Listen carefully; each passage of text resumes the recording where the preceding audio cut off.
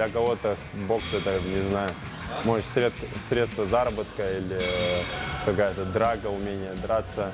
Для меня это в первую очередь спорт, для меня это спортивная конкуренция такая с другими спортсменами, показать, кто лучше. У меня с детства это есть. Я хотел побеждать, я люблю побеждать, и так получилось, что я начал заниматься боксом, и в боксе я проявляю свои эти качества характера.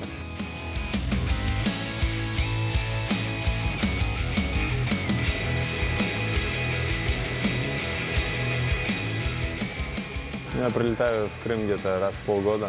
Как получается, это зависит от периода подготовки или после поединка.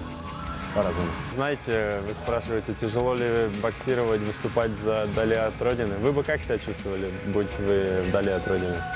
От семьи, от близких, от друзей, от той еды, к которой вы привыкли, не знаю, от того языка, к которому вы привыкли, от того воздуха, которым вы привыкли дышать. Там совсем другой мир, там другой менталитет, другие люди. Я не скажу, что они плохие, это просто другое. И, как говорится, где бы ты ни был, дома всегда лучше.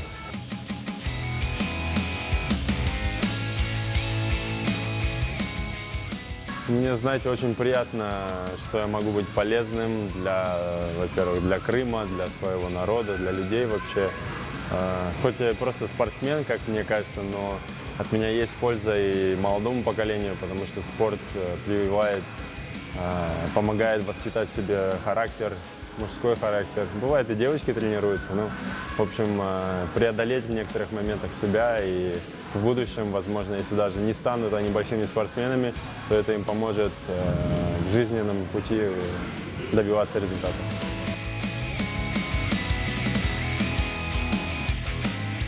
Ну, как для вас это гордость, для меня тоже это гордость, потому что я имею право одеть это, показать всему миру, кем я являюсь, какому народу я принадлежу.